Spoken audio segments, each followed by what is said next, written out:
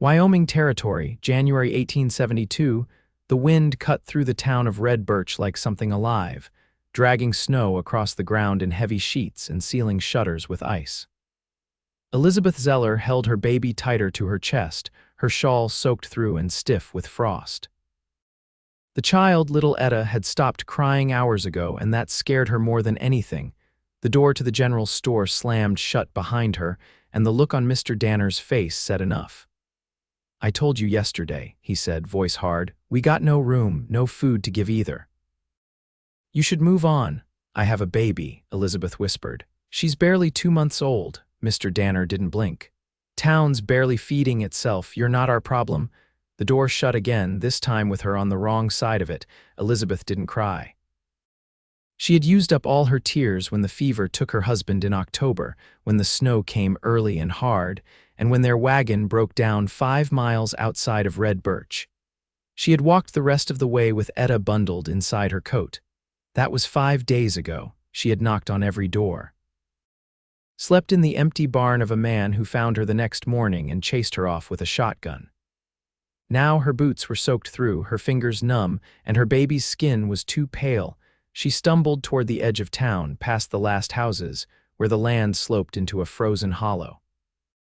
There were trees and maybe shelter. Maybe they could make it through the night. Maybe snow crunched behind her. She turned fast, slipping in the drifts. A tall man had emerged from the trees, wrapped in a heavy buffalo hide coat, dark braids falling past his shoulders. His face was still, unreadable, but his eyes held quiet focus. He stepped closer, slow. "I am not here to harm you," he said, voice even. "You should not be out here with a baby. You will not survive the night." Elizabeth's arms tightened around Etta. "There's nowhere else." He looked at the child, then back to her. "Come," she hesitated. "Who are you?" He looked toward the woods. "Hakan," she stared at him. "You are Lakota." "Yes, I thought." She stopped. She had been told a lot of things in Red Birch. None of them had been kind. And none of those people had helped her. She shifted her weight. "I have nothing to repay you with." "I did not ask for payment." She looked down at the baby. Etta's lips were blue. "All right," she whispered. He led the way, quiet and sure-footed. The wind seemed to bend around him, as if it knew not to fight. She followed, each step like dragging her legs through stone. The camp was tucked between outcroppings of rock, shielded on 3 sides. A fire burned low but steady between 2 logs. A small canvas lean-to stood nearby, its frame half hidden in the snow. Hakan knelt by the fire and stirred it to life, feeding it with dry wood. She knelt too, holding Etta close to the warmth. Her own hands trembled as they thawed. He handed her a blanket from his pack. "Wrap her with this." Elizabeth did, working fast. Etta shifted, let out a small whimper. Relief hit her so hard she sagged forward. "She is strong," Hakan said, watching the baby. "She will live." Elizabeth looked at him. "Thank you," he nodded once. Then he added more wood to the fire and sat across from her. For a long time they said nothing. The snow outside kept falling, but in the circle of firelight it felt like the world had stopped moving just for a little while. "How did you come to be alone?" he asked quietly. "My husband Samuel died in October. Fever. We were heading for Bozeman to start again. Our wagon broke down not far from here. I thought I could find help in town." Hakan's eyes didn't shift. "You were wrong," she nodded, jaw tight. "They looked at me like I was dirty. Like I should have died with him." He glanced toward the fire. "People fear what reminds them of how fragile they are." She stared at him. "You do not. I have seen enough to know it." Etta stirred again.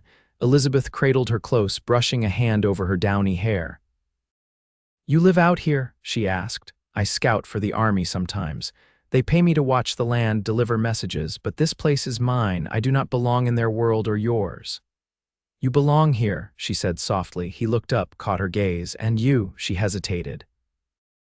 "I do not know where I belong anymore." The fire popped. He reached for a pot, filled it with snow, and set it to melt. "You will stay here tonight. In the morning we will find something better." Elizabeth looked at the drifted snow, the empty trail behind her. "There is nothing better." He looked her in the eye. "Then we will make it." She stared at him a long moment, at a man who owed her nothing, who had every reason to walk on by, and yet here he was, making fire, giving her his only blanket, looking at her like she was not broken. Her throat tightened.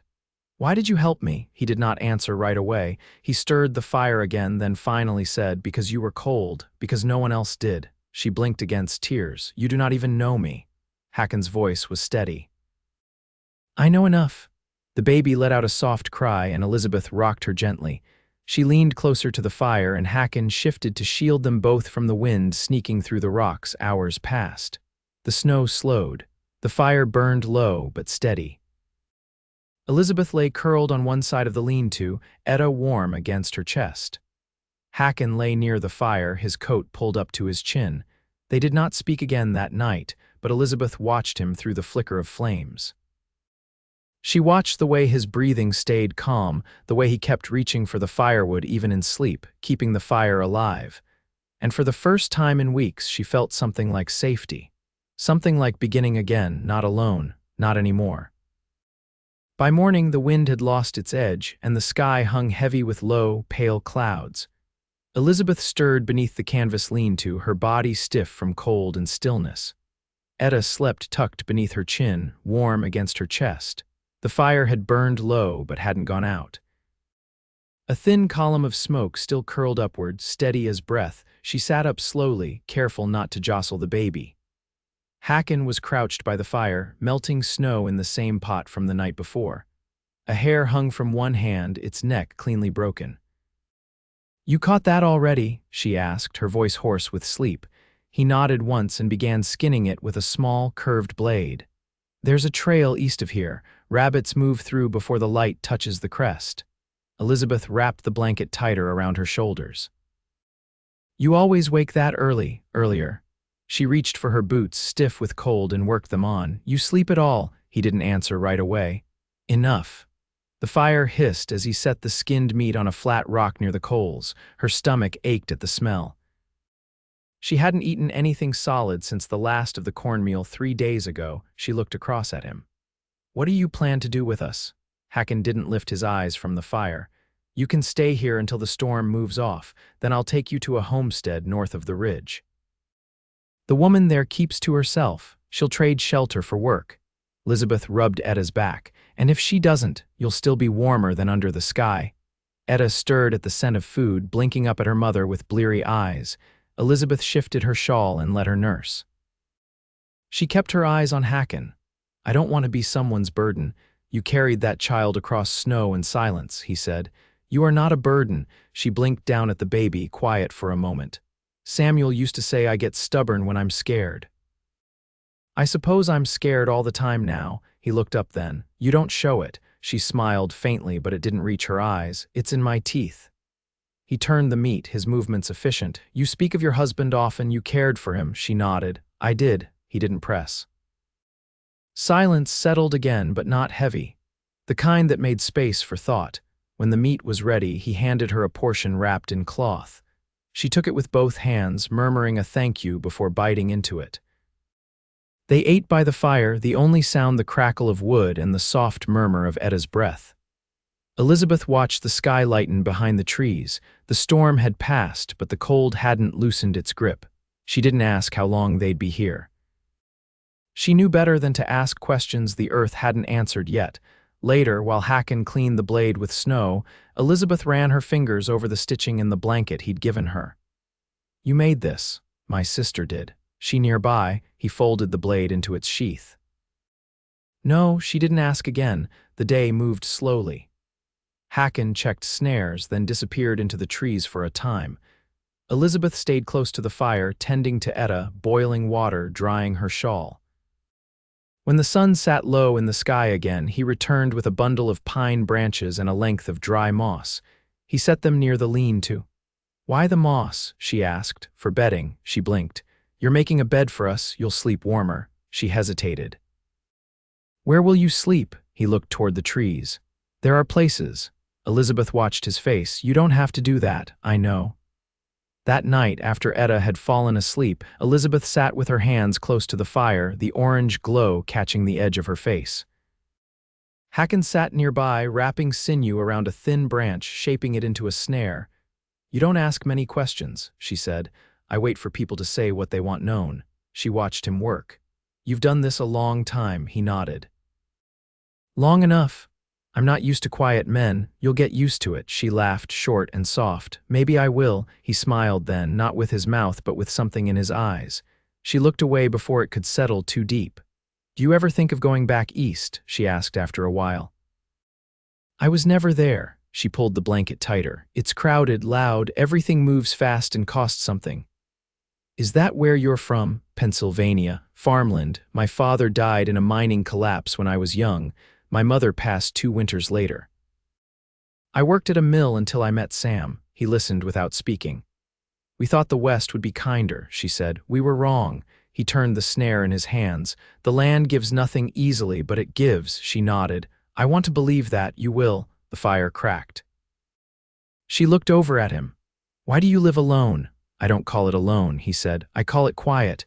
She didn't answer right away. Then, do you ever miss having someone to talk to? He looked at her, eyes steady. I talk when someone listens. She met his gaze. I listen. He didn't look away. The fire burned lower. Etta stirred once, then settled again. Elizabeth leaned back against the log, her body tired but her mind still turning. The night was colder than the last, but the space between them held a different kind of warmth. Neither of them spoke again, but they didn't have to. The silence between them had changed. It was no longer the silence of strangers. By the 4th morning, the snow had hardened along the ridges, crusted with wind. A pale light filtered through thinning clouds, and the air held the brittle edge of late January still bitter, but no longer wild. Elizabeth stood near the fire, Etta pressed against her in a shawl she dried 2 nights earlier. Hakan was packing the small canvas shelter, folding it with deliberate care. His movements were quiet but not hurried. She'd come to recognize that stillness in him, how he moved with the land, not against it. She shifted her weight, watching him. You said there was a homestead north of the ridge, he nodded once. 2 hours on foot. Will she take us in? She owes a favor. Elizabeth adjusted the shawl. A favor to you, he met her eyes. To my mother. She didn't ask more. It had been clear from the first night he didn't offer more than was needed, but he never lied, not once. They broke camp in silence. He led her through the woods along a narrow break in the trees, the path packed down by elk and deer. The sun rose behind them, casting long shadows across the snow, and Elizabeth kept her eyes on Hakan's back. His coat shifted with each step, the hide worn smooth at the shoulders from years of use. Etta slept against her, lulled by the rhythm of walking. Elizabeth's legs burned from the cold and the uneven trail, but she didn't complain. She hadn't spoken since they left the fire. She didn't want to break the quiet that had settled between them, not silence, but something steadier. A kind of knowing. When they reached the rise, Hakan paused. Below them, a narrow cabin sat nestled among bare cottonwoods, smoke trailing faintly from the chimney. A fence circled the house, sagging in places under the weight of snow. Beyond it, the land opened into a wide basin, scattered with stumps and snow-covered tools. She live alone? Elizabeth asked. She has since the war ended. They descended the slope in single file. The snow was thicker there, but packed firm enough to walk. As they approached the gate, a woman stepped out onto the porch, rifle in hand. She was older than Elizabeth, with gray in her hair and a face carved deep by wind and time. Hakan raised a hand in greeting. She is with me. The woman lowered the rifle but didn't step down. You've never brought anyone before. Elizabeth adjusted Etta without speaking. Hakan gestured slightly toward the child. She needs warmth. The woman studied them a long moment, then stepped aside. There's a cot by the stove. Bring the baby in. Inside, the cabin was warmer than anything Elizabeth had felt in weeks. The air smelled of smoke and boiled beans. She crossed the threshold, knees trembling with the sudden release of cold, and made for the cot. Etta stirred and let out a faint cry. The woman ladled stew into a bowl and handed it to her. You'll eat now. Thank you, Elizabeth whispered. She fed Etta first, then herself, her hands shaking around the spoon. Hakan stood by the door, not speaking. The woman poured coffee into a tin cup and passed it to him without a word.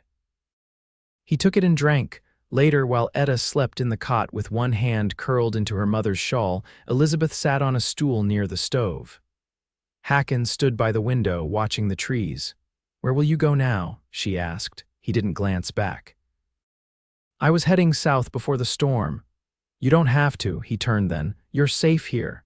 She looked at the cabin walls, the patched window, the sagging beam near the hearth. Safe isn't the same as steady. She won't turn you out, he said. That's not what I meant. He didn't speak. The fire crackled behind her. She leaned forward, elbows on her knees. I don't know how to start again. I've never had to do it alone. You're not alone now, she met his gaze. A week ago I was, and then you came out of the trees. He held her eyes. That wasn't chance. She stood slowly, crossing the room. Her fingers brushed the edge of the window frame near his hand. Why did you stop? He didn't move. Because you were there. Her breath caught, but she didn't look away. You said this land gives nothing easily. But it gave me you. He stepped closer, just enough for her to feel the warmth of him. I don't know how to be anything but what I am. That's all I've ever wanted, she said. He reached for her hand. His fingers were rough, calloused, but careful. She held on. They stood there while the sun dipped low, lighting the snow outside in long gold streaks. Etta stirred in the cot, then settled again. The woman said nothing from her rocking chair by the fire. She just rocked, slow and steady, as if she'd seen this before, or maybe just believed in the way some things found their place. Hakan looked at Elizabeth. I'll stay, he said. She nodded, eyes bright. Then we'll find a way to begin. The snow had hardened into a crusted shell by the third day at the cabin. Elizabeth stood behind the house, hanging wet cloths over a line strung between two crooked posts. The cold bit through her sleeves, but her hands moved steadily. Inside, Etta napped in a basket near the hearth, watched over by the woman who had taken them in. Mara, Hakan had called her. They didn't speak much, but Mara had knit a cap for Etta that morning without being asked. Elizabeth straightened, pressing a hand to her lower back. Just beyond the fence, Hakan split logs with a worn-handled axe, the rhythm even and sure. Each strike sank deep enough to split the wood clean, and he worked without pause, the sleeves of his coat tied at the waist, his breath rising in soft clouds. You work like someone who's still trying to outrun something, Elizabeth said as she crossed the yard, her boots crunching over ice. He set the axe aside and leaned against the log pile. No use standing still in winter. She wiped her palms on her skirt. You ever think about staying in one place? I did once, he said. A long time ago. She waited, but he didn't go on. I used to think if I could just get to spring, things would be easier, she said, but spring doesn't fix anything. It just gives you more to carry. He looked at her then, something quiet passing behind his eyes. You carry it anyway, she nodded. I'm not afraid of work, but I don't want to spend the rest of my life waiting for things to get easier. You're not waiting anymore, he said. I know. She looked down at the split logs. I've been thinking about what comes next. You want to leave here? I want to live somewhere Etta can grow without being told she doesn't belong. He glanced toward the trees past the fence. There's a stretch of land west of the river. No towns for miles, just cottonwood and open sky. Do you know it? I know how to find the water there year-round. She studied him. Would you go with me? His jaw shifted slightly. If you asked, I'm asking. Her voice didn't waver. He stepped closer, slow and unhurried. You'd make a life with someone who's never owned a piece of land, who's only ever known how to live by moving through it. I don't need someone who owns land, she said. I need someone who knows how to live on it. They stood quiet for a moment, the wind slipping between them. His hand brushed hers and she didn't pull away. You'll need help building, he said. I'll help you help me, she said, lifting her chin. He smiled, not with his mouth, but in the way his eyes settled on her, steady and sure. Then we'll start once the ground softens. Elizabeth looked toward the cabin, where smoke curled steady from the chimney. We'll need seeds, chickens maybe, a shovel with a good handle. I know a trader near the Big Horn who'll take pelts for tools, he said. I know how to make soap and mend coats and keep a baby fed through a hard month, she replied. You'll need more than that. I have more. He didn't ask what she meant. He could see it plainly enough. As the sun dipped toward the ridge, Mara stepped out onto the porch, arms crossed against the cold.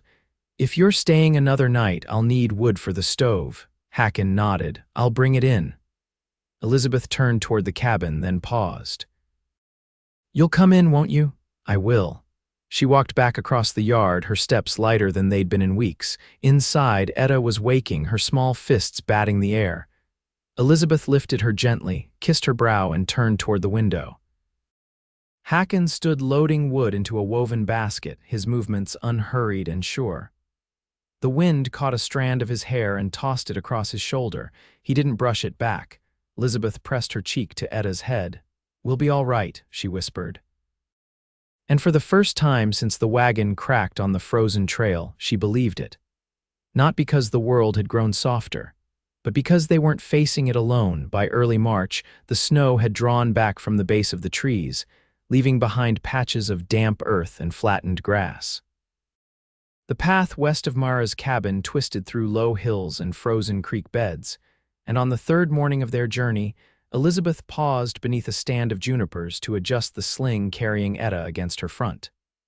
The baby, heavier now, dozed with her cheek pressed to her mother's collarbone. Hakan stopped beside them, resting one hand on the mare's pack strap. The horse carried their supplies: salt, flour, flint, and a pair of iron pots wrapped in wool. He had traded a stack of pelts for them 2 days before, after a quiet exchange with a trader near the Powder River.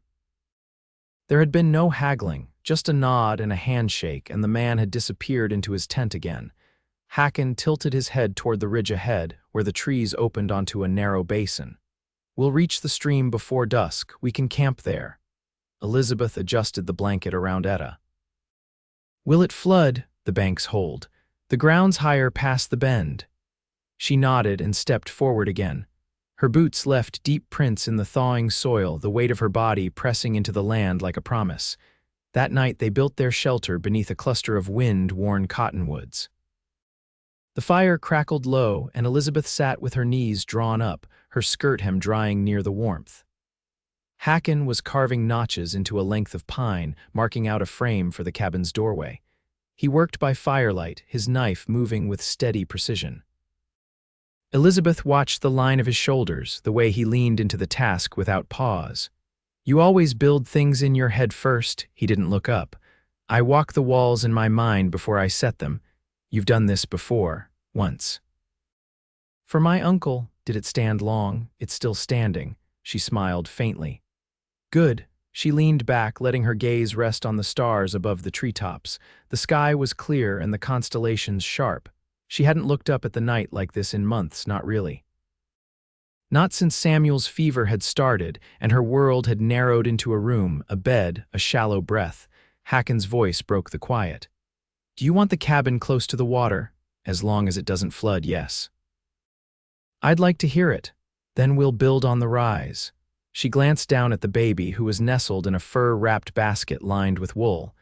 "She sleeps deeper out here. Maybe she knows we've stopped running." He set the pine aside. "Or maybe she trusts you to carry her." Elizabeth turned toward him. "You trust me too." "I do." She held his gaze. "That matters." He stood and moved to sit beside her, not touching, but near enough that the warmth between them deepened. She rested her head against his shoulder without asking if it was all right. His breathing stayed steady. After a while, she whispered, "Do you ever think about what kind of life this will be?" He turned toward her slightly. "It will be the kind we make. I want there to be music. I don't care if it's just humming while I bake bread. I want her to know what joy sounds like. She will. I want to plant something and watch it grow. I want to know when winter comes again, we'll be ready. We will be." She tipped her head up, studying him in the firelight. "You never promise what you can't do." "I only say what I'll stake my hands on." She reached up, fingers grazing the edge of his jaw. "Then stake them on me." His hand found hers, and he turned into her palm, pressing his lips to the center of it, slow and deliberate. "I already have," he said. She leaned in, closing the space between them. Their kiss was quiet, unrushed, a kind of answer neither of them had needed to ask for. When they parted, she stayed close, their foreheads resting together. He whispered, "When the cabin's built, I'll marry you." Her voice was no more than breath. "You already have me." They slept that night with the fire between them and the trees standing watch. In the morning, they walked the rise above the stream and marked the corners with stones. He handed her the length of pine, and she carved the first notch herself. That spring, they built the cabin from lodgepole pine and cottonwood, notched and stacked by hand. She helped lift the beams, her arms aching, her back strong. He taught her how to seal the cracks with moss and clay. She taught him how to boil lye soap and stitch a tear in the hem of his only good shirt. They planted beans, onions, and squash in a patch of earth behind the house. Etta sat in a willow basket nearby, chewing on a cloth doll Myra had sent in a parcel carried by a trapper weeks before. The doll had button eyes and a crooked smile. When the roof was finished and the last stone set into the hearth, they stood together in the doorway. Elizabeth leaned against the frame, Etta on her hip, watching the light fall across the floor. "I never thought I'd love a place like this," she said. Hakan stepped behind her, placing his hand at the small of her back. "It's not the place," she turned her face to his. "It's you." That evening, he took her hand and led her to the creek where the water moved slow over smooth stone. He carried a necklace of bone and red shell, strung with care, and tied it around her neck with a knot that would not slip. She wore a dress she had sewn from traded calico, and he wore the same coat he had pulled around her that first night. They exchanged no vows, just promises spoken in the hush between wind and water. They lived there for 43 years. He built her a porch where she could shell beans and rock their daughter's children. She taught him to read from a Bible she kept under the bed, and he taught her the names of stars. When their hair turned white and their hands grew soft with age, they still walked the ridge together at dusk, her fingers curled into his as if they'd just begun. And every spring, when the earth softened and the stream swelled with meltwater, Elizabeth would press her hand to the warm soil and whisper, "We built this." And he would nod once, looking at her like he had that first night like the firelight had never gone out.